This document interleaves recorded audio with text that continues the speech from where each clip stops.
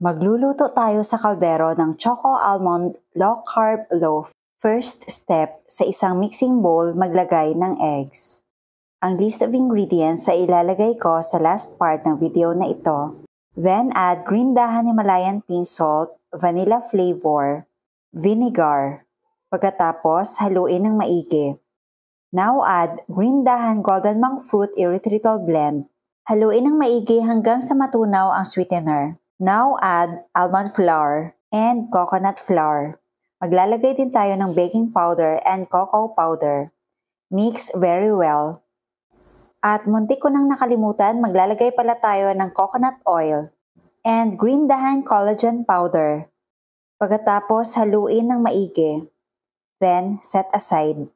If you love this recipe, please like and share and follow me for more low carb recipes and health tips. Sa isang separate na bowl, maglagay ulit tayo ng eggs. Then add green dahan vanilla flavor, Himalayan pink salt, vinegar, at haluin ng maigi.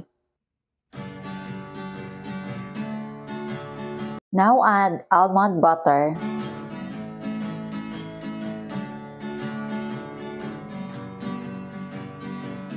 Maglalagay din tayo ng green dahan golden monk fruit erythritol blend.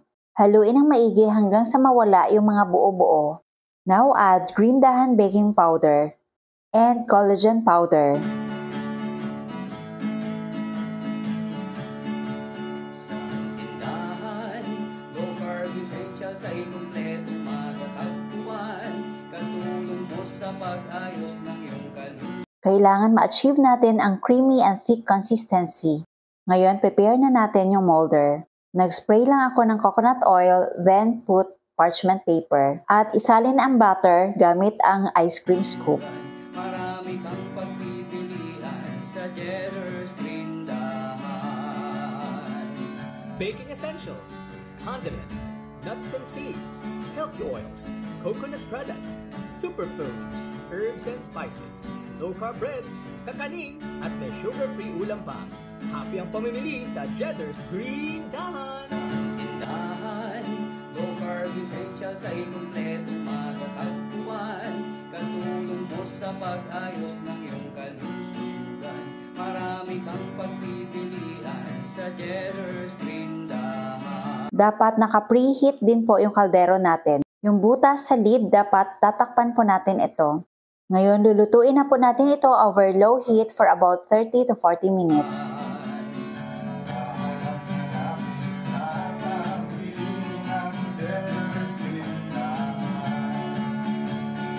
Tapos na po ako mag-toothpick test at luto na po ito, so hanguin na natin. Then let it cool for a few minutes. Kapag lumamig na, pwede na po itong slice.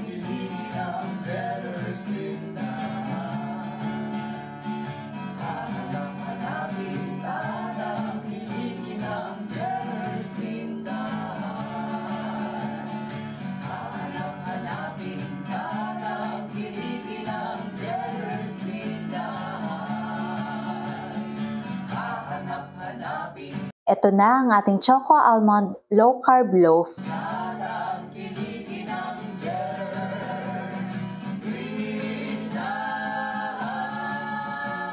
Tikman natin. O, diba? Ang ganda. Nakapaikot yung almonds. Tapos, nasa gitna yung choco flavor. Super soft. Ang sarap.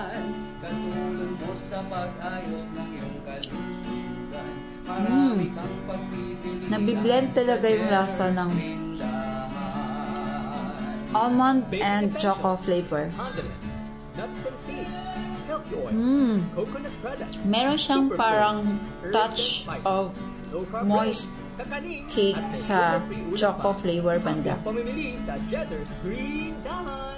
Ang sarap.